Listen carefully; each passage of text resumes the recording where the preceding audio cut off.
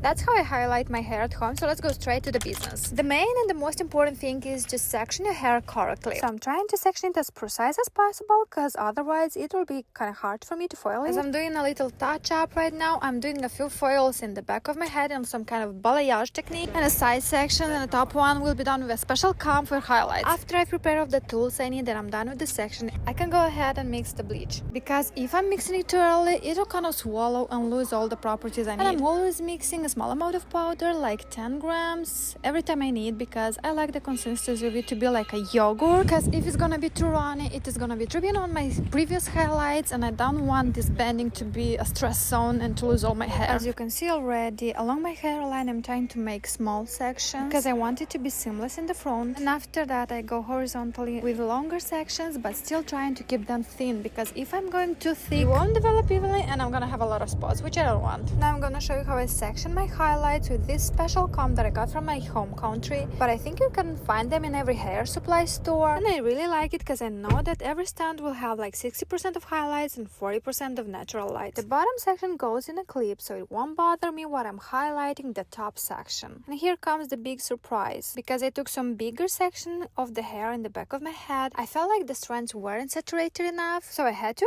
add some more developer to them, because otherwise they would come messy. And thankfully I was working with a 10 volume developer, so I had enough time to correct all the missed spots. And when I see that the strands are like buttery color, yellowish, whitish color, I'm taking the foils out of my head and wash roughly all of the bleach from the hair, because if I'll miss some spots or I will still have the bleach on my hair, the toner won't work. As you can see already, I have some brassy spots because I was dyeing my hair with a box dye previously, and I don't really want the highlights to overlap the box dye part of my hair, so this part doesn't really bother me. Anyways, when I'm turning my hair, I'm doing the roots first and then I'm gonna do the lengths, and also I'm trying to avoid the face framing part because I don't want it to be overtoned. As my toner is more of a creamy texture, I'm trying to work it in very good because I don't want it to be spotty. And after my head is fully saturated, I'm gonna go and color the face framing pieces. And yeah, that's basically all that I did, and it took me like 5 hours. Here's the result, and I'm definitely gonna do it again because I like the results. And the most important thing is that I saved maybe $200 in my pocket, and I think that's the main reason why I'm doing that at home. So yeah,